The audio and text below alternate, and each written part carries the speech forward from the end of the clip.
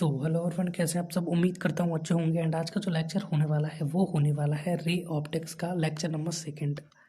Okay, तो उम्मीद करता हूँ कि आप पहले लेक्चर को देखकर आए होंगे, वरना ये लेक्चर आपकी समझ में आने वाला नहीं है। आप सभी इस बात से भलीभांति परिचित होंगे कि कोई भी चीज़ है वो शुरू से अगर हमें पता होती है तो हम उसके बारे में अच्छे तरीके से जानते हैं।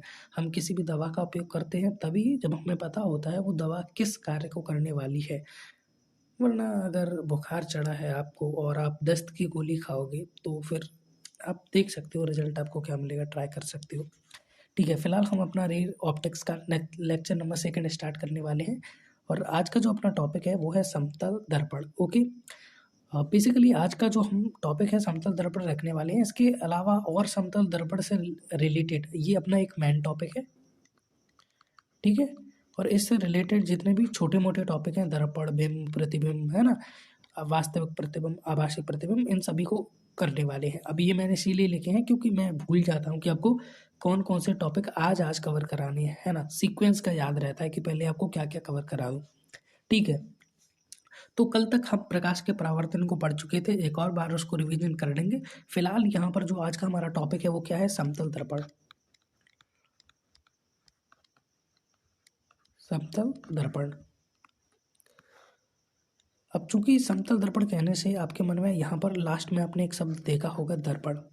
अब चूंकि यहाँ पर मैं जिस शब्द का प्रयोग कर रहा हूँ वो दर्पण है, और इस दर्पण का प्रयोग आप अपने दैनिक जीवन में बहुत करते हो, तो मन में शंका उठती है कि हम ज़्यादातर चीज़ें जो सोचते हैं कि ये वास्तविकता में ये है, वो फिजिक्स में कभी कभी उल्टी भी निकल आती है ना। जैसे हमने सोचा कि कोई, मान लीजिए कोई भी वस्तु के बारे में, और वही शब्द हमने फिजिक्स में सुन लिया, तो हमारे मन में शंका उठती है क्या ये उसी की बात हो रही है। जैसे यहाँ पर लिखा है समतल दर्पण, तो यहाँ पर क्या है, ये दर्पण। तो क्या हम जिस दर्पण का उपयोग करते हैं, जिसमें हम अपनी शक्ल देखते हैं सुबह सुबह उठ के, क्या यहाँ पर उसी दर्पण की बात हो रही है? हाँ, जब भी मैं यहाँ पर दर्पण की बात करूँगा, मैं उसी दर्पण की बात करूँगा जिसका हम अपने दैनिक जीवन में प्रयोग करते हैं, है ना। जैसे कि इन मोहतरमा को देखो जो अपनी शक्ल दिख रही है, तो ये जो दर्पण है यहाँ पर, अभी इन्होंने तो लाइट वगैरह लगा के रखी है, तो ये जो दर्पण है जिसमें हम अपनी शक्ल को देखते हैं, अपना चेहरा देखते हैं, मैं उसी दर्पण की यहाँ पर बात करने वाला हूँ, है ना। तो सबसे पहले मैं आपको यही बता देता हूँ दर्पण होते क्या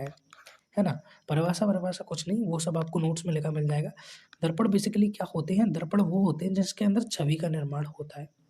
किसका निर्माण होता है? छवि का निर्माण है। अब जाके आप उसके आगे खड़े हो जाओगे तो आपकी जो छवि है उसके अंदर बन जाएगी। जैसे आप यहाँ पर खड़े हुए हो और यहाँ पर दर्पण रखा हुआ है, तो आपकी शक्ल जो है दर्पण में दिखेगी। इस बात से तो आप भलीभांति परिचित हो। जैसे ये मोहतरमा है, ये अपनी शक्ल देख रही है, तो इनकी शक्ल क्या है, उसके अंदर दिख रही है। उन्हें पता है कि बत्ती लगेगी, इसीलिए इधर लाइट वगैरह लगा के रखी है। तो दर्पण वो होता है जिसके अंदर छवि का निर्माण होता है। यहाँ पर मैं एक और तरीके से कह सकता हूँ कि ये 100% परिवर्तन, सॉरी, ये लगभग प्रकाश का 100% परावर्तन कर देते हैं। लगभग 100% प्रकाश का परावर्तन कर देते हैं। मैं यहाँ पर लगभग वर्ड का यूज कर रहा हूँ, ये बहुत ज़्यादा इम्पोर्टेंट है ना। लगभग का अर्थ होता है कि ये प्योर 100% नहीं करते, यानी फुल 100% नहीं करते। लगभग 100%, लगभग 100% के करीब प्रकाश का परावर्तन कर देते हैं, है ना। कोई अगर ऐसी वस्तु है हमारे पास जो 100% प्रकाश का परावर्तन कर देती हो, तो उस वस्तु को हम कहते हैं कि वो वस्तु आदर्श है ना। जो 100% प्रकाश का परावर्तन कर देती हो उसको हम कहेंगे कि वो आदर्श वस्तु है। लेकिन ऐसी कोई भी वस्तु एग्जिस्ट ही नहीं करती पूरी यूनिवर्स के अंदर जो कि 100% प्रकाश का परावर्तन कर दे। ऐसी कोई भी वस्तु एग्जिस्ट नहीं करती जो 100% प्रकाश का परावर्तन कर दे। वो 99.9999 कर सकती है, लेकिन प्योर 100% नहीं कर सकती, है ना। तो यहाँ पर हम जिस वर्ड का यूज करते हैं वो है लगभग। और इसको मैंने आपको पहले भी कई बार समझाया है, आदर्श स्थिति क्या होती है। जैसे मैंने आपको करंट को पढ़ाया था। जैसे हमारे पास मान लीजिए ये एक करंट है, तार है, इस तार के अंदर इस तरीके से करंट बह रहा है ना। इसके अंदर करंट बह रहा है, वही विद्युत धारा जो लाइट आपके घरों में आती है, वही करंट बह रहा है, करंट। तो ये जो करंट इस तार के अंदर बह रहा है, तो इस तार का क्या होता है, अपना प्रतिरोध होता है। वो प्रतिरोध क्या करता है, इस करंट का विरोध करता है, इस करंट को रोकने की कोशिश करता है। तो आपने कभी पतला तार ले लिया, तो पतले तार का जो है प्रतिरोध है वो बहुत ज़्यादा होता है ना। और उसके अंदर आपने बहुत ज़्यादा करंट प्रवाहित कर दिया, है ना। तो पतले तार के अंदर जब अब ज़्यादा करंट प्रवाहित करोगे तो क्या है, पतले तार का प्रतिरोध जैसा कि मैंने आपको बताया ज़्यादा होता है, तो वो क्या करेगा, उस करंट का विरोध करेगा। और आप देखोगे कभी कभी तार में आग लग जाती है जब पतले तारों का इस्तेमाल कर लेते हैं तो, है ना। इसके अलावा आपने कभी दुकान पर गए हों तार वगैरह लेने, तो आपको सलाह दी जाती है कि एल्यूमिनियम का तार ले लो या कॉपर का तार ले लो। क्यों? क्योंकि ये जो तार होते हैं इनके प्रतिरोध जो होते हैं कम होते हैं। चूंकि प्रतिरोध कम होगा तो इसमें करंट आसानी से प्रवाहित हो जाएगा, है ना, धारा आसानी से प्रवाहित हो जाएगी, तो इनका प्रतिरोध कम हो जाता है। लेकिन ऐसा कोई भी तार है नहीं, ऐसा कोई भी धातु नहीं है जिसका प्रतिरोध शून्य हो, इसका प्रतिरोध बिल्कुल शून्य हो। हालाँकि बहुत कम हो सकता है, बहुत कम हो सकता है, लेकिन ऐसी कोई भी वस्तु नहीं है जिसका प्रतिरोध शून्य हो, और जिसका प्रतिरोध शून्य है उसे हम आदर्श कहते हैं। लेकिन जैसा कि मैंने बताया ये कल्पना में कहते हैं कि कोई वस्तु जिसका प्रतिरोध शून्य है हम उसको आदर्श कहेंगे, लेकिन वो वास्तविकता में नहीं है। ठीक उसी तरीके से यहाँ पर मैं बात कर रहा हूँ कि कोई वस्तु जो प्रकाश का 100% परावर्तन कर दे उसको हम आदर्श कहेंगे, लेकिन वो वास्तविकता में एग्जिस्ट नहीं करती। हम मान के चलते हैं कि ऐसी कोई वस्तु है, लेकिन ब्रह्मांड में इस तरीके की कोई भी वस्तु एग्जिस्ट नहीं करती, है ना। तो ये 100% के लगभग प्रकाश का परावर्तन कर देते हैं, लेकिन इनकी भी इतनी औकात नहीं है कि ये 100% प्रकाश का परावर्तन कर सकें। अब परावर्तन क्या होता है मैंने आपको बता दिया, है ना, पहले भी बता दिया था। देखो ये भी दर्पण है, ये कौन से दर्पण है, ये जो बस में लगे होते हैं, है ना, ये बस का ड्राइवर बैठा होगा इधर, बस बनी होगी, ये भाई साहब बैठ के शक्ल देख रहे होंगे इधर, है ना। देखो गाड़ी आ रही है, अगर आपको दिख रहा होगा तो, है ना, क्योंकि इमेज की क्वालिटी नहीं है उतनी, तो इधर से गाड़ी आती दिख रही है ना, गाड़ियों में लगे होते हैं इसी से। तो प्रकाश का परावर्तन किस तरीके से होता है, जैसे हमारे पास ये एक दर्पण है, जैसे लिखा हुआ है ना दर्पण, ये हमारे पास मान लीजिए एक दर्पण है। तो प्रकाश की किरण कुछ इस तरीके से इधर से आती है, ऐसे, है ना। तो हम क्या करते हैं, यहाँ पर एक अभिलंब डाल देते हैं। क्या डाल देते हैं, अभिलंब डाल देते हैं।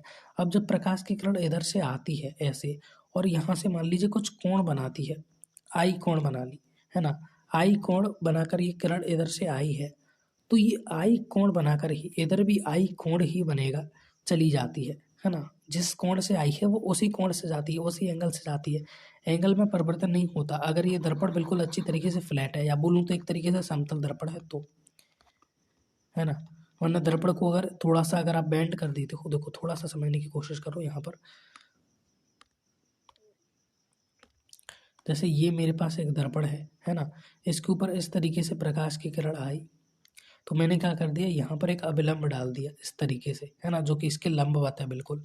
अब इससे इसका जो कोण है वो मान लीजिए आई बन रहा है, तो जो किरण है प्रकाश की जब परावर्तन होगा तो इस तरीके से लौट के चली जाएगी, और यहाँ पर भी जो कोण बनेगा वो आई है। मैं इसको कल पढ़ा चुका हूँ, आज रिवाइज करा रहा हूँ, ठीक है। तो यहाँ पर भी जो कोण बनेगा वो क्या होगा, आई होगा, राइट। अब हमारे पास जो कोई कांच है, जैसे ये एक दर्पण लिया था हमने, वो दर्पण कुछ इस तरीके का है, थोड़ा सा मुड़ा हुआ है, वो क्या है, थोड़ा सा मुड़ा हुआ दर्पण है। तो अब उसके ऊपर मान लीजिए इस तरीके से प्रकाश की किरण आई, है ना, तो वो इधर लौट के चली जाएगी। क्यों? क्योंकि ये जो दर्पण है ना ये मुड़ा हुआ है, तो उसने एंगल को परिवर्तित कर दिया। आई नो आपको यहाँ पर कंफ्यूज हो रहे होंगे, दिमाग के फ्यूज उड़ रहे होंगे, इसीलिए इसको अभी मत पढ़ो, जब हम दर्पण को पढ़ेंगे ना तब पढ़ा देंगे। अभी तो हम समतल दर्पण को पढ़ने वाले हैं, और समतल दर्पण जो है सबसे सरल होता है और सीखना सबसे ज़्यादा आसान होता है। उम्मीद करता हूँ ये तो आपको पता ही होगा कि अगर वो आई कोण से आती है तो आई कोण से ही जाती है। हालांकि जो जब वो किरण आती है इधर, तो सॉरी, थोड़ा सा इधर ही बता देता हूँ आपको। जैसे हमारे पास ये एक कहाँ दर्पण है ना, इधर से किरण आई और यहाँ पर हमने अवलंब डाला, तो यहाँ पर जो कोण होती है इसको हम आई कहते हैं, और जाती है तब ये कोण बनाती है उसको आर कहते हैं। लेकिन मैंने आपको परावर्तन के रूल बताए थे कि आई और आर हमेशा बराबर होते हैं, है ना, ये जो होते हैं बराबर होते हैं, आई और आर दोनों कोण जो होते हैं बराबर होते हैं, ये मैंने आपको बता दिया। और इसी को हम प्रकाश का परावर्तन कहते हैं। ये होती है आपतित किरण और ये होती है परिवर्तित किरण। ओके, तो यहाँ तक उम्मीद करता हूँ आपको कोई दिक्कत नहीं होगी कि दर्पण क्या होता है। मेन टॉपिक अपना था दर्पण को समझना, तो दर्पण उम्मीद करता हूँ आपकी समझ में आ गया होगा, है ना। इसके अलावा प्रकाश का परावर्तन पिछले टॉपिक के अंदर पढ़ चुके हैं, है ना। अब थोड़ा सा दर्पण को हम समतल दर्पण को समझ लेते हैं, समतल दर्पण होता क्या है, और भी दर्पण जैसे गोलीय दर्पण उसको भी समझ लेते हैं होता क्या है। उसके ऊपर जितने भी कर्म करने हैं वो बाद में करेंगे, कर्मकांड जो भी है ना। जैसे मेरे पास ये एक बिल्कुल फ्लैट दर्पण है, ठीक है, एक बिल्कुल मान के चलिए एक कांच है अपना, क्या है, कांच है, शीशा है। सामान्य भाषा में बोलूँ तो ये एक शीशा है। जैसे आपने बस को नहीं देखा, ये बस, अगर आप यहाँ से खड़े होकर देखोगे तो देखो इस बस के अंदर का आपको सब कुछ दिख रहा है ना। अगर आप ठीक से देख पा रहे होंगे, क्वालिटी अच्छी होगी, तो इस दर्पण के अंदर यहाँ पर सीट खाली डली हुई है, ये आपको दिख रही होगी शायद, है ना। इस तरीके से अंदर गेट वगैरह भी लगे हुए हैं, ये आपको दिख रहे हैं। और जो दर्पण के जो गाड़ी में कोई व्यक्ति बैठा हुआ है तो उसे गाड़ी से बाहर सब कुछ दिखता है, वरना गाड़ी थोक नहीं देगा, है ना। तो कोई भी बस के अंदर बैठा हुआ है ना, या फिर जीप कार के अंदर बैठा हुआ है, तो उसे उस जीप बस या कार के अंदर से सब कुछ बाहर का दिखाई देता है ना। लेकिन मैं मान लीजिए इसी तरीके से एक कांच को ले लूँ, है ना, इसी तरीके से जैसा कि मैं अभी बात कर रहा हूँ यहाँ पर, है ना, शीशा ले लिया मैंने एक, और उसको मैंने क्या कर दिया, एक तरीके से इस तरीके से पॉलिश कर दिया। किस चीज़ से, मान लीजिए जो चपरी आती है उससे पॉलिश कर दिया, या कोई भी रंग ले लिया जिससे मैंने पॉलिश कर दिया। क्या कर दिया, पॉलिश कर दिया। इससे ये पारदर्शिता, पहले इनके आर पार देखा जा सकता था, है ना, कि ऐसे ये लिया मैंने कांच और पीछे क्या हो रहा है सब कुछ दिखाई दे रहा है। जैसे जो चश्मे नहीं लगे होते उनसे, जैसे चश्मा होता है उससे चारों दोनों तरफ का क्या है, हम सब कुछ दिखाई देता है, बाहर क्या हो रहा है ना, सब कुछ। चश्मा लगाने के बाद ऐसा थोड़ी है कि दिखता नहीं हो, हमें सब कुछ दिखता है। तो हमने क्या कर दिया, जैसे जो हमारा चश्मा है इसको एक तरफ से पेंट कर दिया, उसको पॉलिश करना बोलते हैं। मान लीजिए जो दीवारों पर पोतने वाला एशियन पेंट है वो हमने लगा दिया, तो क्या होगा, क्या फिर हमें आर पार का दिखेगा, पारदर्शी रहेगा? नहीं, वो दिखना बंद हो जाएगा। फिर उसे उसमें हमें अपनी ही शक्ल दिखेगी। ठीक उसी तरीके से हमने क्या है किया है, एक प्रकार के कांच को लिया है ना, शीशे को लिया है और उसको एक तरीके से पॉलिश कर दिया है। इस तरीके से ये वाली जो सतह है ये पॉलिश सतह है, क्या है, पॉलिश कर दिया है। तो अब क्या है, अब इधर कोई प्रकाश की किरण इस तरीके से आएगी तो वो क्या है, इधर लौट के चली जाएगी, उसका क्या हो जाएगा, परावर्तन हो जाएगा, है ना। ये प्रकाश की किरण आई और ये लौट के चली गई, तो क्या हो गया यहाँ पर, प्रकाश का परावर्तन, है ना। जैसे मैं भी आपको पढ़ा चुका हूँ, प्रकाश का परावर्तन हो जाएगा, है ना। तो प्रकाश का परावर्तन हो जाएगा, तो चूंकि प्रकाश का परावर्तन होगा तभी हमें अपना जो शक्ल है वो दिखाई देगी, हम जो भी चीज़ देखेंगे वो हमें दिखाई देगी। अब वो कैसे, वो अभी आप आगे समझोगे कि किस तरीके से इमेज बनती है, किस तरीके से प्रतिबिंब बनता है। फिलहाल इतना समझ लो कि ये दर्पण है, इस पर प्रकाश की किरण इस तरीके से आएगी और परिवर्तित हो जाएगी, और इसी दर्पण को हम क्या कहते हैं, समतल दर्पण कहते हैं। आपके मन में बहुत सारे प्रश्न उठ रहे होंगे, मैं उनको समझता हूँ और अंत तक उनका निवारण भी कर दूंगा, चिंता ना करो, है ना। तो ये इस तरीके का एक दर्पण होता है जैसे समतल दर्पण कहते हैं, है ना। एक और दर्पण होता है ना, जिसके बारे में अभी जिक्र करने वाला हूँ मैं, गोलीय दर्पण। इस गोलीय दर्पण के भी दो प्रकार होते हैं, उत्तल और अवतल। ज़्यादा कन्फ्यूज मत होना, यहाँ पर मैं जस्ट आपको एक सिंपल सी चीज़ बता के इसको क्लोज कर दूंगा, ठीक है, सॉरी।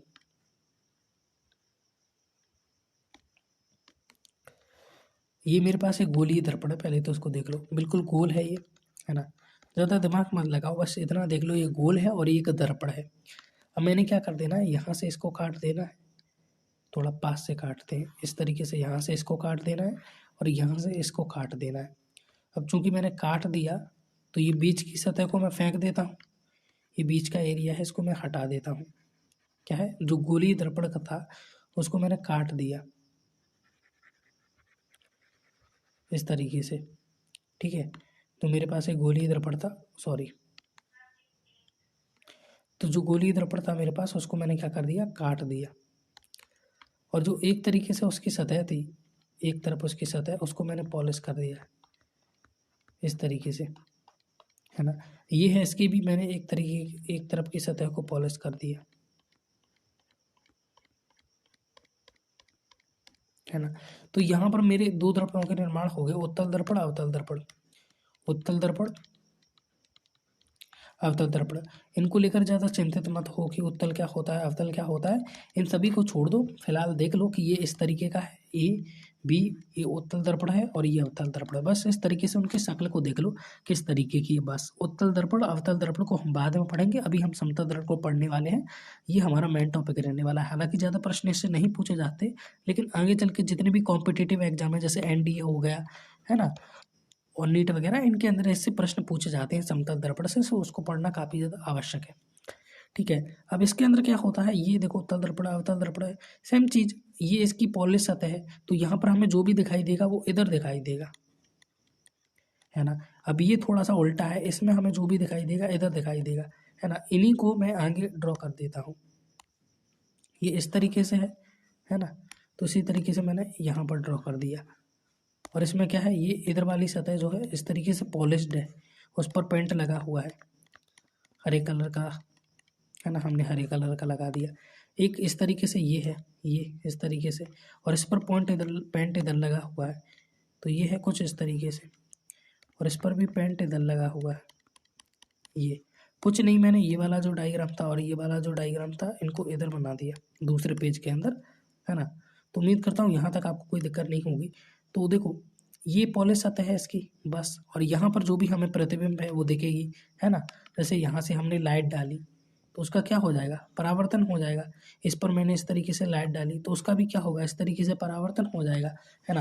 अब इनको लेकर ज़्यादा कंफ्यूज मत हो, क्या है कैसे है, बस मैंने आपको बता दिया, इतना याद रखो, आगे चल के पढ़ेंगे तो सब कुछ जान जाएंगे, ठीक है। तो समतल दर्पण की बात हो रही, अब आपको क्या है, एक मुख्य चीज़ समझनी है, वो है वास्तविक क्षेत्र और आभासी क्षेत्र।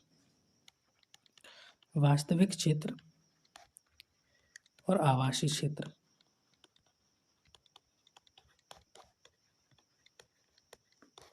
वास्तविक क्षेत्र का क्या होता है, जहाँ पर प्रकाश का परावर्तन होता हो, क्या होता हो, प्रकाश का परावर्तन होता हो। और आभासी क्षेत्र वो होता है जहाँ पर प्रकाश का परावर्तन नहीं होता, परावर्तन नहीं होता हो, है ना। और ये दोनों दर्पण के सापेक्ष ही लेकर चल रहा हूँ। दर्पण का वो भाग जहाँ पर प्रकाश का परावर्तन होता हो, और दर्पण का वो भाग जहाँ पर परावर्तन नहीं होता हो। जैसे मेरे पास मान लीजिए ये एक दर्पण है इस तरीके से, और ये इसकी पॉलिश सतह है, ठीक है। तो ये इसकी अगर पॉलिश सतह है तो आप सभी जानते हैं, फिर पॉलिश सतह पर तो प्रकाश का परावर्तन होगा नहीं, है ना। प्रकाश का परावर्तन होगा इधर इस तरीके से, ये प्रकाश का परावर्तन क्या होगा, इधर होगा। तो जिधर प्रकाश का परावर्तन होगा, जिधर प्रकाश का परावर्तन होगा वो होगा अपना वास्तविक क्षेत्र। तो ये है अपना वास्तविक क्षेत्र, और ये कैसा है, अपना आभासी क्षेत्र। अब मैं आपको देने वाला हूँ क्वेश्चन करने के लिए। बताइए इसके अंदर ये जो अपना समतल दर्पण मैंने बनाया हुआ है, इसके अंदर वास्तविक क्षेत्र कौन सा है, आभासी क्षेत्र कौन सा है।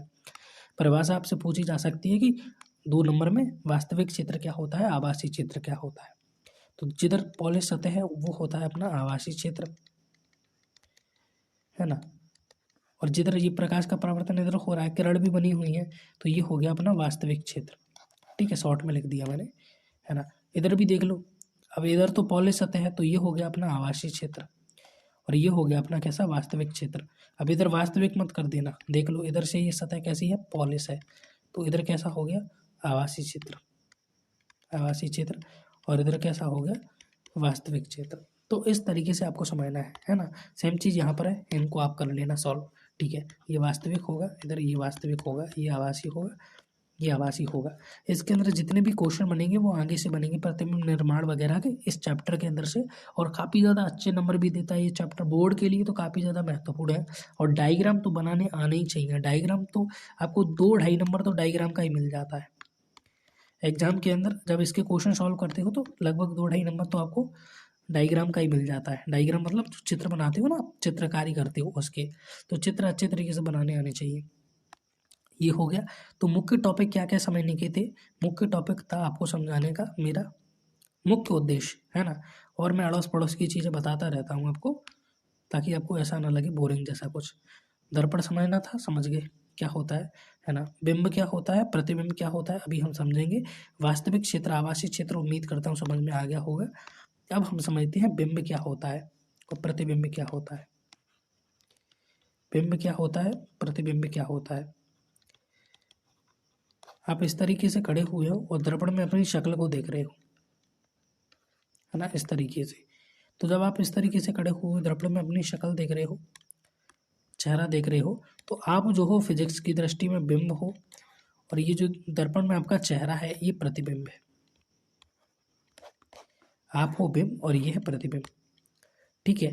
ठीक, यहाँ पर ये महोदय, ये महारानी क्या कर रही हैं, अपना चेहरा देख रही हैं यहाँ पर, है ना। तो ये जो चेहरा देख रही हैं ये अपनी बिंब हो गई, है ना। और ये जो है इसका प्रतिबिंब है, जो छवि बनती है ना दर्पण के अंदर, उसी को हम प्रतिबिंब कहते हैं। और जिस चीज़ की छवि बनती है उसको हम बिंब कहते हैं वास्तविकता में, है ना। अब इन महारानी के अलावा और भी चीज़ें हैं, जैसे यहाँ पर ये ब्रश रखे हुए हैं, है ना। इस तरीके से इनका भी प्रतिबिंब बन रहा है। तो ये क्या हो गए, ब्रश अपने बिंब हो गए। और ये क्या हो गए, जो परछाई बन रही है इनकी, है ना, जो छवि बन रही है, तो प्रतिबिंब हो गई। तो बिंब का ही प्रतिबिंब बनता है दर्पण के अंदर, ठीक है। बिंब का ही क्या होता है, प्रतिबिंब बनता है दर्पण के अंदर। ये समझ में आ गया होगा। बहुत सारे बच्चों को दिक्कत हो रही होगी जो नए आए हैं कि नोट्स इनको लिखने के लिए डेफिनेशन भी तो चाहिए। भैया वो टेलीग्राम पर मिल जाएंगी पीडीएफ के फॉर्मेट में अच्छी तरीके से लिखे हुए। और टेलीग्राम पर आपको पता है वो इंडियन चीज़ है और इंडियन चीज़ फ्री ही होती है। उसकी लिंक मैंने डिस्क्रिप्शन में दे दी है। और कहीं पर प्रॉब्लम आ रही है तो एक बार हमारे चैनल पर विजिट कर लें, नीचे लोगो बना आ रहा होगा एम नाम से, उसके ऊपर विजिट कर लें। वहाँ पर आपको सारी वीडियोज़ मिल जाएंगी कि किस तरीके से टेलीग्राम पर ज्वाइन होते हैं। फिर भी अगर आपको दिक्कत आ रही है तो कमेंट सेक्शन में लिख दें, मैं नेक्स्ट सेपरेट वीडियो बना दूंगा, पूरा प्रोसेस बता दूंगा उसमें, ठीक है। तो उम्मीद करता हूँ दर्पण आपकी समझ में आ गया होगा। बिंब प्रतिबिंब, वास्तविक क्षेत्र, आभासी क्षेत्र क्या होता है, वास्तविक प्रतिबिंब और आभासी प्रतिबिंब क्या होता है। चलिए, वास्तविक प्रतिबिंब और आभासी प्रतिबिंब अभी आपकी समझ में नहीं आएगा। अभी मैं आपको प्रतिबिंब बनाना सिखाता हूँ, प्रतिबिंब क्या होता है, तब ये आपकी सबको समझ में आ जाएगा कि प्रतिबिंब से रिलेटेड जितने भी कन्फ्यूजन है वो आपके दूर हो जाएंगे। ओके, ठीक है। अब प्रतिबिंब का निर्माण किस तरीके से होता है वो आपको समझना है, जो कि काफ़ी ज़्यादा ज़रूरी है। इधर समझते हैं अपन। ये अपना एक समतल दर्पण है। हम समतल दर्पण के अंदर प्रतिबिंब का निर्माण समझ रहे हैं। देखिए, जब भी हमें प्रतिबिंब का निर्माण करना होता है तो हमारे लिए आवश्यक होता है कि हम कम से कम 2 किरणों को निकालें, है ना। कैसे, अभी देखो समझ जाओगे। सबसे पहले हमारे पास ये वस्तु है, इस वस्तु का हम क्या बना रहे हैं, प्रतिबिंब बना रहे हैं। इसको दर्पण के अंदर रख दिया, ऑटोमेटिकली प्रतिबिंब बन जाएगा, कुछ करने की ज़रूरत है नहीं आपको। लेकिन हमें क्या है, समझना है यहाँ पर क्या होता है क्या नहीं, तभी एग्जाम में नंबर आएंगे, ठीक है। देखो, अब हमने क्या है, ये वस्तु रखी हुई है, इसका प्रतिबिंब किस तरीके से समतल दर्पण के अंदर बनेगा वो देखना है। तो सबसे पहले क्या है, इसके ऊपर कोई प्रकाश की किरण आई और वो इस तरीके से लौट के चली गई, तभी हमें प्रतिबिंब दिखता है। मैं पिछले लेक्चर के अंदर आपको एक्सप्लेन कर चुका हूँ, प्रकाश के कारण ही हमें वस्तु दिखाई पड़ती है, उनका रंग दिखाई पड़ता है, प्रकाश नहीं तो कुछ नहीं, ठीक है। तो इस तरीके से क्या है, एक किरण मैंने इससे निकाल दी। ऐसी कितनी किरण निकलती होंगी भैया, ऐसी भैया अनंत किरण निकलती है। अब भैया किरण है, कोई चीज़ है तो नहीं, पत्थर कंकड़ होके गिर लिए, कितनी निकलती हैं, इनफाइनाइट किरण इस तरीके से निकलती है। अच्छा, यहाँ पर इनफाइनाइट ड्रॉ क्यों नहीं की, 5 किरण यहाँ पर ड्रॉ नहीं हो पाएंगी, इतना छोटा बोर्ड है, इनफाइनाइट कहाँ से ड्रॉ करेंगे यार, समझा करो। इनफाइनाइट मतलब अनंत होता है, इनफाइनाइट भी से अनंत, ऐसी अनंत किरणें निकलती हैं। लेकिन हमें चूंकि आपको समझाना है, उसके लिए 2 किरणें काफ़ी हैं। तो एक किरण तो मैंने इस तरीके से निकाल दी, है ना। एक प्रकाश की किरण इधर से निकाली यहाँ पर, क्योंकि यहाँ पर होगा क्या, थोड़ा रुको,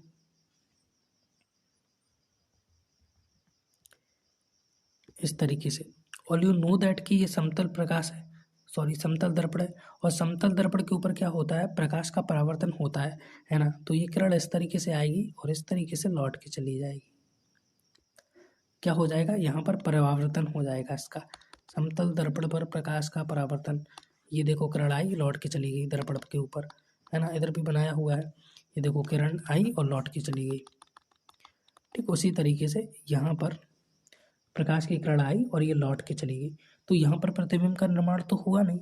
चूंकि यहाँ पर प्रतिबिंब का निर्माण नहीं हुआ, लेकिन हमें प्रतिबिंब का निर्माण करना है, तो हम क्या करेंगे, इसी रेखा को उल्टी खींचेंगे। अब इस तरीके से इस रेखा को उल्टी खींची, उल्टा खींचने पर इस रेखा को यहाँ पर जाकर ये दोनों रेखाएं क्या है, मिल गई, दोनों प्रकाश की किरणें जो है मिल गई, है ना। अब ये मिल गई तो हमने कहाँ से निकाली थी, इस बिंदु से, इस बिंदु से प्रकाश की किरणों को निकाला था, और ये प्रकाश की किरणें यहाँ पर जाकर कंबाइन हो गई, यानी इस बिंदु का प्रतिबिंब का निर्माण यहाँ पर हो गया। इस तरीके से पूरी वस्तु पर प्रकाश की किरणें गिर रही होंगी और वो रिफ्लेक्ट हो रही होंगी, यहाँ पर आ रही होंगी, है ना, इस प्रकाश के ऊपर, सॉरी इसके ऊपर आ रही होंगी। अब कुछ के मन में प्रश्न आ रहा होगा ये कि प्रकाश का परावर्तन है, दर्पण प्रकाश का परावर्तन करता है, समझ में आ गया। आप बोल रहे हो कि वस्तु के ऊपर प्रकाश की किरणें गई फिर वो रिफ्लेक्ट होके आई, वस्तु भी प्रकाश का परावर्तन करती है कि नहीं?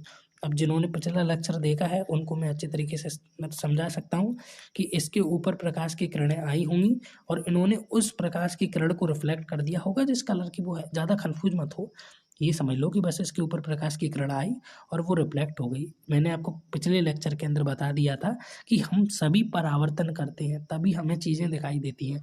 जैसे कोई पेड़ है, उसकी पत्ती है वो हरी है, तो ये क्या करेगी, सभी रंगों को अवशोषित कर लेगी। लेकिन हरे रंग को क्या है, ये अवशोषित नहीं करती, हरे रंग को क्या कर देती है, रिफ्लेक्ट कर देती है। इसीलिए हमें पत्तियां हरे रंग की दिखाई पड़ती हैं। इनके अंदर क्लोरोफिल होता है, वो ये काम करता है। क्या होता है, क्लोरोफिल होता है, वो ये काम कर देता है ना। तो जो हरे रंग की पत्तियां हैं वो हमें इसीलिए दिखाई देती हैं कि यहाँ पर भी प्रकाश का परावर्तन होता है। तो सेम चीज़ परावर्तन यहाँ पर हुआ और यहाँ पर क्या है, इस तरीके से वस्तु का निर्माण हो जाएगा। वस्तु पर प्रकाश की किरणें गिरेंगी और इस तरीके से मिलेंगी और यहाँ पर क्या हो जाएगा, वस्तु का निर्माण हो जाएगा। तो इस तरीके से क्या है, वस्तु का निर्माण होता है, वस्तु का निर्माण होता है। प्रकाश का परावर्तन होगा तो क्या होगा, इस तरीके से वस्तु का निर्माण होगा। याद करने वाली कुछ चीज़ नहीं है, पूरी कॉन्सेप्ट वाली चीज़ है जो कि मैंने आपको पिछले लेक्चर के अंदर भी सुनाया था।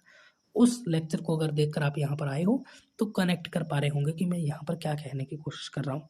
ठीक है, अब दूसरी चीज़, यहाँ पर प्रकाश का परावर्तन जब होता है समतल दर्पण के अंदर, तो मान लीजिए ये यहाँ पर 5 मीटर की दूरी पर स्थित है दर्पण से वस्तु, तो यहाँ पर इस दर्पण के अंदर जो प्रतिबिंब बनेगा वो भी 5 मीटर की दूरी पर स्थित होगा। हाँ, ऐसा ही होता है, जो प्रतिबिंब बनता है वो भी उतनी ही दूरी पर स्थित होता है, उतनी ही दूरी का होता है जितनी दूरी पर ये वस्तु स्थित है। अगर ये वस्तु इस दर्पण से 2 मीटर की दूरी पर स्थित है तो जो प्रतिबिंब इधर बनेगा वो भी 2 मीटर की दूरी पर ही होगा। अब आपने अक्सर देखा होगा कि जब हम इस तरीके से खड़े हुए हैं समतल दर्पण के आगे, तो हमें हमारा जो लेफ्ट हाथ है वो इस दर्पण के अंदर राइट दिखाई देता है ना, और जो राइट हाथ है वो हमें इस दर्पण के अंदर लेफ्ट दिखाई देता है ना, होता है कि नहीं। जैसे यहाँ पर एक बड़ी मस्त चीज़ देखने को मिलती है, ये हालांकि समतल दर्पण का एक, मैं आपको बता देता हूँ समतल दर्पण की एक खासियत, मतलब खासियत नहीं, एक पॉइंट है, याद रख लेना कि अगर आपको अपनी पूरी इमेज चाहिए या किसी वस्तु का पूरा प्रतिबिंब आप समतल दर्पण के अंदर बनाना चाहते हो, समतल दर्पण बनाना चाहते हो, तो जो आपकी ऊंचाई है, जो आपकी हाइट है, उससे कम से कम आधी हाइट का दर्पण होना चाहिए। मिनिमम आधी हाइट का, आपकी ऊंचाई की आधी हाइट का दर्पण तो होना ही चाहिए अगर आप चाहते हो कि उसके अंदर आपका पूरा अच्छे तरीके से क्या है, पूरा अच्छे तरीके से क्या है, प्रतिबिंब बन जाए। तो जो आपकी हाइट है उसका कम से कम आधा तो दर्पण होना ही चाहिए, तभी जाकर आपकी जो पूरी छवि है उसके अंदर बन पाएगी, है ना। तो इस तरीके से, हाँ, मैं अभी आपको क्या कह रहा था, जिस तरीके से ये दर्पण है और आप यहाँ पर खड़े हुए हो, आप अपनी शक्ल देख रहे हो, तो आपका जो दायां हाथ है वो आपको बायां दिखता है दर्पण के अंदर, है ना, और जो बायां हाथ है वो दायां दिखता है आपको दर्पण के अंदर, है कि नहीं, है ना। इसी कारण से आपने देखा होगा जो एम्बुलेंस होती है, एम्बुलेंस एम्बुलेंस उनके ऊपर एम्बुलेंस किस तरीके से लिखा होता है, कभी नोटिस किया है, इस तरीके से।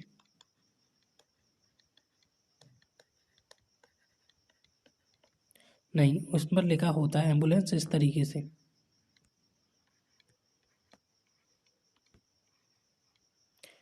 तो इसने देखा है, उसके मन में कभी विचार नहीं आया कि डॉक्टर भैया नीट की इतनी जोर की पढ़ाई करने के बाद बनते हैं, नर्सिंग बीएससी करने के बाद बनते हैं, उसके बाद भी मीनिंग ढंग से लिखना नहीं आ रहा, एम्बुलेंस की मीनिंग ही उल्टी लिख रहे हैं, और उल्टी भी ऐसे नहीं कि ए इधर उधर कर दिया हो, पूरा का पूरा एल्टी, पूरा का पूरा मीनिंग ही फ्लिप कर दिया इन्होंने। देखो, ये ऐसा करने के पीछे कारण ये होता है कि जैसे कि हम जा रहे हैं, ये बस है ना, ये बस है। अब नॉर्मली आप गाड़ी पर जा रहे हो, पीछे से कोई एम्बुलेंस आ रही है इधर से, तो उसको देखना आसान हो जाता है, कोई दिक्कत नहीं होती। लेकिन जब आप कोई किसी हैवी वाहन के अंदर जा रहे हो, है ना, जैसे कोई बस हो गई, कोई ट्रक हो गया, है ना, इस तरीके से, और पीछे से कोई एम्बुलेंस है, उसको इमरजेंसी में साइड की ज़रूरत है, तो आप इस दर्पण में देखकर एक बार में अंदाज़ा लगता नहीं है कि वो एम्बुलेंस है और उसको इस तरीके की कोई ज़रूरत है है ना। इस तरीके की कोई ज़रूरत है, मतलब एक बार में पहचान में नहीं आती है। हालाँकि आ जाएगी, मेहनत करोगे तो पहचान में भी आ जाएगी, लेकिन इतनी आसानी से पहचान में नहीं आती कि पीछे जो वाहन आ रहा है वो एम्बुलेंस ही है और उसको हमें साइड देना ज़रूरी है ना। जबकि एम्बुलेंस में कोई भी कंडीशन हो सकती है मरीज की, इसीलिए जो हम क्या करते हैं, जो इस तरीके से जो हमारा ये होता है, ठीक है, जो आगे वैन के आगे लिखा होता है ना एम्बुलेंस, उसको उल्टा लिख देते हैं कि जैसे ही वो शीशे के अंदर देखे, जैसे कैसे होते हैं शीशे, ये देख लो, ये होते हैं ना बस के शीशे, ये है ना। जैसे ही वो बस के अंदर से देखे तो जो एम्बुलेंस उस वैन के ऊपर उल्टा लिखा है ना, वो उसे इस शीशे के अंदर सीधा लिखा दिखाई देगा। क्यों? क्योंकि यहाँ पर क्या करते हैं ये, जैसे दाएं को बायां दिखाते हैं और बाएं को दायां दिखाते हैं। जैसे आप कभी अपना नाम लिखकर कागज के ऊपर उसको दर्पण में देखना, आपको अपना नाम जो है दर्पण में उल्टा देखने को मिलेगा। उल्टा मतलब जो दाएं है वो जितनी भी चीज़ दाई है वो सभी बाईं हो जाएंगी और जितनी भी चीज़ बाईं है वो सभी के सभी दाईं हो जाएंगी। इस तरीके का होगा। तो पहले से ही बाएं को दाएं और दाएं को बाएं करके लिखते हैं ताकि दर्पण में देखें तो दायां बायां सही हो जाए। अब दिमाग का ज़्यादा दायां बायां मत करो, कारण जानो कि ये होता क्यों। मैंने अभी आपको क्या बताया कि यहाँ पर जब भी प्रतिबिंब बनता है तो ये अगर 5 मीटर की दूरी पर खड़ा हुआ है, ये महोदय अगर 5 मीटर की दूरी पर खड़े हुए हैं इससे दर्पण से, तो प्रतिबिंब बनेगा वो भी 5 मीटर की दूरी पर ही होगा। और यही कारण है इसके क्या कैसा होने के पीछे, ये जो 5 मीटर है यही कारण है इसका कैसा होने के पीछे, उल्टा होने के पीछे। कैसे? देख लो जरा, ये हमारी गुड़िया है, ये गुड्डा है ये अपना गुड्डा, और इसकी बॉडी देखो गजब, ठीक है। ये इसका लेफ्ट हैंड है, ये इसका राइट हैंड है, ये इसका लेफ्ट पैर है और ये इसका राइट पैर है। अब गौर से देखना, यहाँ पर किचर मिचर होने वाली है। ये जो लेफ्ट हैंड है इसका इस दर्पण से 2 मीटर की दूरी पर है और ये जो लेफ्ट पैर है ये 3 मीटर की दूरी पर है। ये जो राइट हैंड है ये 5 मीटर की दूरी पर है और ये जो राइट पैर है ये 4 मीटर की दूरी पर है। तो ये आपको समझना होगा, है ना, कि ये जो आपका लेफ्ट हैंड है ये 3 मीटर की दूरी पर है इससे, और ये जो लेफ्ट पैर है ये 3 मीटर की दूरी पर है। सॉरी, जो लेफ्ट हैंड है वो 2 मीटर की दूरी पर है, लेफ्ट हैंड है वो 3 मीटर की दूरी पर है, जो राइट पैर है वो 4 मीटर की दूरी पर है और जो राइट हैंड है वो 5 मीटर की दूरी पर है। ठीक है, अब देखो इसका प्रतिबिंब बनेगा। जो लेफ्ट हैंड है वो यहाँ से कितना दूर है, 2 मीटर की दूरी पर है, तो ठीक यहाँ से 2 मीटर की दूरी पर ही इसका हैंड बनेगा। लो इस तरीके से बना दिया। ये इसका पेट है बड़वाला सा, तो पेट बन गया, ठीक है। इससे 3 मीटर दूर ये इसका पैर है, तो इससे 3 मीटर दूर इसका ये पैर है, तो इससे इस तरीके से 3 मीटर दूर ये पैर बना दिया, है ना। इससे 4 मीटर दूर ये पैर है, तो 4 मीटर दूर ये पैर बना दिया, ठीक है, 4 मीटर दूर। इससे कितना दूर है, 5 मीटर दूर ये हाथ है, तो इससे इस तरीके से 5 मीटर दूर ये दूसरा हाथ बना दिया, ठीक है। अब यहाँ पर इसका सर है, तो यहाँ पर हमने इसका क्या कर दिया, सर बना दिया। तो अब यहाँ पर गौर से देखने की कोशिश करो आप, ये 2 मीटर की दूरी पर है तो ये भी 2 मीटर की दूरी पर है, ये 3 मीटर की दूरी पर है तो यहाँ पर ये बनाया, ये हमने 3 मीटर की दूरी पर बनाया है। हमने यहाँ पर ये जितनी दूरी पर है ये भी उतनी दूरी पर है, इस कारण से हमने किया नहीं है, ये ऑटोमेटिकली ही उल्टा हो गया। लेफ्ट राइट, लेफ्ट पास में आ गया, राइट दूर हो गया और दर्पण में देखने पर हमें लग रहा है कि हमें लेफ्ट राइट दिखाई दे रहा है, राइट लेफ्ट दिखाई दे रहा है। और ये इसी कारण से है कि जितनी दूरी पर यहाँ पर वस्तु होती है उतनी ही दूरी पर यहाँ पर किसका निर्माण होता है, प्रतिबिंब का निर्माण होता है। तो उम्मीद करता हूँ ये भी आप समझ गए होंगे, है ना। कुल मिलाकर जितना समझाना था समझा दिया था। एक कॉन्सेप्ट और है, उसको और समझ लो, फिर अपना लेक्चर जो है एंड हो जाएगा। छोटा सा कॉन्सेप्ट है, मे भी अगर क्वेश्चन आए तो देख लो। जैसे मेरे पास मान लीजिए दो समतल दर्पण है, एक ये रहा, दूसरा ये रहा। ये दो समतल दर्पण एक दूसरे पर इस तरीके से रखे हुए हैं, है ना। अब इनके ऊपर जब प्रकाश की किरण पड़ेगी तो इनके ऊपर जाहिर सी बात है प्रतिबिंब बनेंगे एक दूसरे के अंदर। उन प्रतिबिंबों की संख्या कितनी होगी वो हमें देखना है, उसको किस तरीके से ज्ञात करें। तो वो प्रतिबिंबों की संख्या बराबर होती है जो प्रकाश की किरण का परावर्तन हो रहा है उसका कोण कितना है। यहाँ पर ये जो थीटा एंगल है वो कितना है इसके ऊपर डिपेंड करती है ना। जो संख्या है n वो बराबर होगी किस तरीके से, देखते चलो, बस सबको समझ में आ जाएगा, है ना। जो इसके अंदर सम और विषम का कॉन्सेप्ट है, सबसे पहले तो सम और विषम। अब ये कॉन्सेप्ट किस तरीके से उसको समझने की कोशिश करो, है ना। इधर का कोण मान लीजिए थीटा है, इधर का जो कोण है वो थीटा है। तो अगर जो आपके पास संख्या निकल के आती है वो सम है तो यहाँ पर आता है n, और जो संख्या निकल के आती है अगर वो विषम है तो यहाँ पर निकल के आता है n-1। ठीक है, इस तरीके से आप निकाल सकते हो। प्रतिबिंबों की संख्या क्या होगी, यहाँ पर होगी n और यहाँ पर होगी क्या, n-1। जब ये सम होगा तब, और जब ये विषम होगा तब। अब सम और विषम का तो कोई कॉन्सेप्ट ही दिमाग से नहीं आ रहा, है ना। विषम के अंदर भी वैसे दो कंडीशन होती है n की। अब देखो कुल मिलाकर मैं आपको एक्सप्लेन करने की कोशिश करता हूँ, आप समझने का प्रयत्न करना। यहाँ पर जो भी थीटा एंगल बना है उसको आप 360 से डिवाइड कर दो, ठीक है। अगर संख्या सम आती है, अगर संख्या सम आती है तो 360 बटे थीटा अपना n होता है। अगर n अपना सम है तो उसका उत्तर यही हो जाएगा। अगर विषम है तो उसमें से एक कम कर दो। जैसे मैं उदाहरण से समझाता हूँ,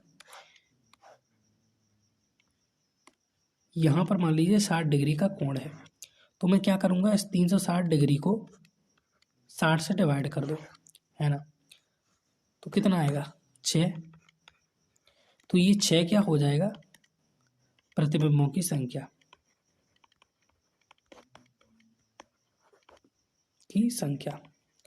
मुश्किल है कि कोई क्वेश्चन आए, लेकिन आ जाए तो है ना। उसमें आपको दिया होगा इस तरीके से, कैसे, एक प्रतिबिंब इस तरीके से ये दिया है, एक प्रतिबिंब इस तरीके से ये दिया है। बोल दिया है कि कोण इनके बीच का 90 डिग्री है। जब इनके बीच का कोण 90 डिग्री है तो बताइए कि इनके अंदर, दोनों समतल दर्पणों के अंदर प्रतिबिंबों की संख्या कितनी है ना। तो वो कैसे निकालोगे, तो आपको जस्ट कुछ नहीं करना, 360 को डिवाइड कर देना है 90 से। डिवाइड करने पर आएगा आपके पास 4। तो ये 4 क्या हो गई, ये हो गई प्रतिबिंबों की संख्या। बस ये आपका उत्तर हो जाएगा। तो देखो मैंने समझाने का पूरा प्रयत्न किया है। दर्पण क्या होता है, बिंब क्या होता है, प्रतिबिंब क्या होता है, वास्तविक प्रतिबिंब क्या होता है, आभासी प्रतिबिंब, ये अभी आपके समझ में नहीं आया होगा, इसको नेक्स्ट लेक्चर के अंदर कवर करेंगे, है ना। फिलहाल अभी जो आपने प्रतिबिंब देखा था ना, ये आभासी प्रतिबिंब था। ये जो प्रतिबिंब का निर्माण यहाँ पर हुआ ये आभासी प्रतिबिंब है ना। अगर नहीं समझ में आया तो एक बार लेक्चर को रिवाइंड करके देख लें, अदरवाइज मैं एक और बार रिपीट करने वाला हूँ उसको अभी, ठीक है। उसके बाद लगभग आप सभी चीज़ों को मैंने आपको सिखा दिया है ना। प्रतिबिंब का निर्माण किस तरीके से होता है, ये हमारे पास एक दर्पण है, इसको हमने इस तरीके से पॉलिश कर दिया। हमारे पास एक इस तरीके से वस्तु है, इस वस्तु से प्रकाश की किरण इस तरीके से आती है, ये ठीक है। एक और प्रकाश की किरण हम इधर से ऐसे निकालते हैं। अब प्रकाश की किरण इधर आएगी तो परावर्तित हो जाएगी, है ना। प्रकाश की किरण इधर आएगी तो परावर्तित हो जाएगी। अब मन में विचार भी उठता है ना एक, कि ये वाली प्रकाश की किरण परावर्तित क्यों नहीं हुई। प्रकाश की किरण परावर्तित तो ये वाली भी हुई है, लेकिन मैंने आपको दिखाया नहीं किस तरीके से प्रकाश का परावर्तन। देखो देखो देखो देखो देखो देखो देखो देखो, ये प्रकाश का परावर्तन, ओहो,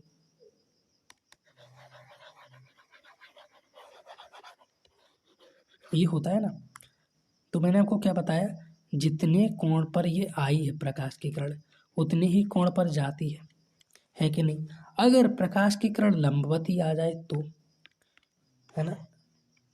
कोई कोण बनाकर ही ना आए तो ये प्रकाश की किरण बिल्कुल लंबवत आ गई, है ना। अगर अगर कुछ एंगल पर आती तो ये एंगल बनाकर लौट जाती, लेकिन ये क्या है, कोई एंगल बनाकर ही नहीं है, ये सीधी की सीधी आ गई। मैंने पिछले लेक्चर के अंदर बताया था, जब भी प्रकाश की किरण इस तरीके से सीधी आती है तो वो सीधी की सीधी लौट जाती है, ऐसे ऐसे आई है वो ऐसे ही लौट जाएगी, है ना। तो यहाँ पर भी कुछ नहीं हुआ था। जब मैं आपको बता रहा हूँ प्रतिबिंब निर्माण किस तरीके से होता है, ये वस्तु थी हमारी, तो जब इस वस्तु से प्रकाश की किरण इस तरीके से आई तो वो उसी डायरेक्शन में लौट गई, और दूसरी प्रकाश की किरण इस तरीके से आई तो वो इस तरीके से लौट गई, क्योंकि ये कुछ एंगल बनाकर आई थी इस तरीके से, थीटा एंगल, है ना, थीटा एंगल, तो ये थीटा एंगल बनाकर ही लौट गई। और ये तो डायरेक्ट लंबवत आई थी तो लंबवत ही लौट गई, है कि नहीं। अब हमने जस्ट क्या किया था, इन दोनों को मिला दिया था इस तरीके से। अब इस बिंदु से हमने प्रकाश की किरणें निकाली थी, तो इस बिंदु का प्रतिबिंब बन गया। इस तरीके से सभी ये जो वस्तु है इससे अनंत प्रकाश की किरणें निकलेंगी, और वो जब इधर जाकर बनेंगी तो इधर क्या हो जाता है, वस्तु का निर्माण हो जाता है इस तरीके से। इस तरीके से वस्तु का निर्माण हो जाता है और आपको दर्पण के अंदर अपनी अड़ोस पड़ोस की चीज़ें दिखती हैं। उल्टी क्यों दिखती हैं, उम्मीद करता हूँ ये भी आपको समझ में आ गया होगा, है ना। तो जो बहुत सारे कॉन्सेप्ट है कि आज तक हम दर्पण में चीज़ों को देखते थे, है ना, वो दर्पण किस प्रकार का होता है उसको समतल दर्पण कहते हैं, उसमें चीज़ें उल्टी क्यों दिखती हैं वो भी आपकी समझ में आ गया होगा। अगर नहीं आया है तो वीडियो को रिवाइंड करके देखिए, क्योंकि मैंने फुल्ली एक्सप्लेन किया है सब कुछ अच्छे तरीके से, और हो सकता है कहीं पर कमी रह गई हो तो कल मैं उसको रिपीट कर दूंगा, कमेंट सेक्शन में लिख दें। चलिए मिलता हूँ आपसे किसी अगली वीडियो में, तब तक के लिए गुड बाय।